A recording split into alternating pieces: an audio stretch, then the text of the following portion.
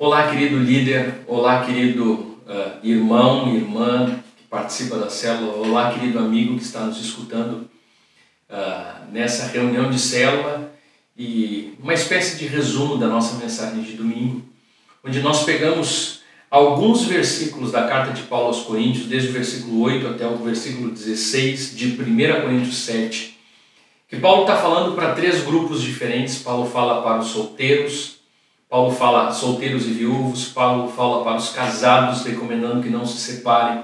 E finalmente Paulo fala para um grupo de casais que existe hoje nas igrejas, que é um casal onde um dos dois se converte, ou o marido ou a esposa. E Paulo, diante desse desafio que estava havendo no meio da igreja, porque havia algumas ideias de que há uma recomendação bíblica, como havia no Antigo Testamento, que quando um se convertesse, então se separasse, porque não poderia haver um jugo desigual. Nós entendemos que isso existe antes de casar, que o crente precisa perceber isso, colocar diante do Senhor, porque essa questão de fé e crença é muito importante para um casamento estabelecido. Porém, depois do casamento, quando há a conversão de um dos cônjuges, havia um problema, uma discussão no meio da igreja. E Paulo não assevera esse problema. E ele diz o seguinte: se a pessoa que não é cristã, se o ímpio do casamento se dispõe a permanecer junto, o crente deveria não se separar. Agora, se o ímpio já se dispõe a não estar mais junto por causa da fé do cônjuge, então esse não está preso para o resto da vida. Um pouco do resumo desses versículos.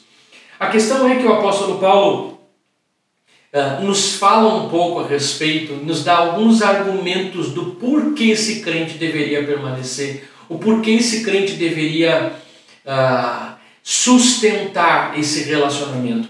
Isso, se nós formos abrir um pouco a aplicação, além do casamento, nós podemos ver uma realidade muito comum no meio das igrejas, que é pais que se convertem antes dos filhos, ou filhos que se convertem antes dos pais.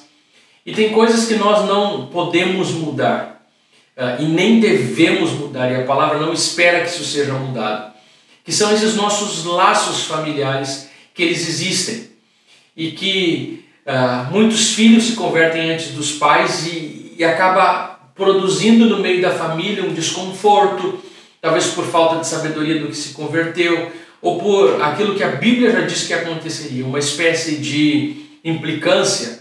Nós podemos chamar de perseguição somente porque a pessoa passou a seguir Jesus. Mas Paulo nos recomenda: não se separe, falando para os casais quando se encontram nessa situação.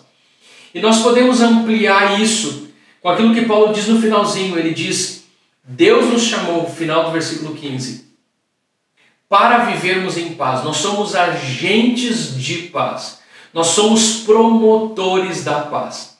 Se existe alguma coisa fermentando dentro da família, se existe alguma coisa que está produzindo briga no meio da família, o crente precisa ser aquele que traz a paz.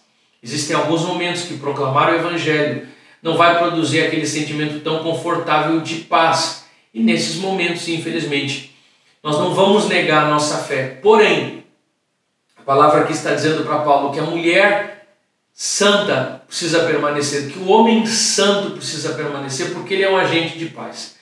E ele nos dá dois caminhos ou dois alvos que todo crente que convive em ambientes de pessoas que não são cristãs, e aqui levando até o seio da família, do marido que se converte, ou da esposa que se converte, ou do filho que se converte, e aí eu estou ampliando o significado. Paulo diz que existem dois grandes motivos do porquê o crente deveria permanecer, deveria ficar firme. Em primeiro lugar, porque o crente santifica o cônjuge. Nós pensamos naquela ideia de que um crente ficaria impuro pelo contato com o ímpio, mas o que a palavra nos ensina é que o crente tem um poder, e é justamente o tema da mensagem, o poder que há em nós, o poder que há no crente de santificar a vida do ímpio. É isso que a palavra está dizendo.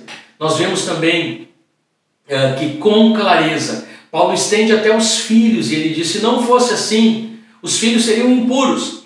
E Paulo aqui não está falando que uma pessoa crente converte uma pessoa só pelo contato, converte o cônjuge pelo contato, ou converte os filhos. Ele não está falando de justificação, mas ele está falando que a bênção que está sobre a vida do crente inunda toda a casa. A bênção que está sobre a vida da esposa santifica o marido. A bênção que está sobre a vida dos filhos santifica os pais, se esses não são cristãos ainda. E é para isso que o cristão deve olhar. Porque pode ser que porque há um cristão dentro daquela casa, aquela casa passe a desfrutar de uma bênção especial que está sobre a vida desse servo do Senhor e que acaba tocando, envolvendo, influenciando toda a família.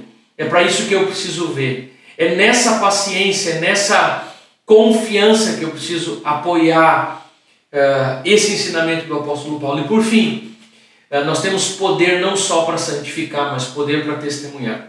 A vida de um crente no meio de uma família que ainda não está entregue a Jesus pode ser uma luz de testemunho. Quantas pessoas nós escutamos nos dias de hoje que dizem que eles receberam Jesus por causa do testemunho dos seus avós, receberam Jesus por causa dos testemunhos dos seus pais, receberam Jesus por causa do testemunho dos seus filhos.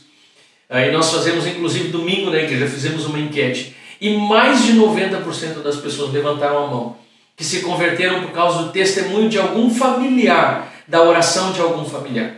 Que Deus possa renovar a sua força e que nós possamos pensar nas celas nessa semana. De que forma Deus pode nos usar como familiares, como cônjuges, como pais, como filhos ou como pessoas dentro de uma casa que ainda não se entregou completamente a Jesus.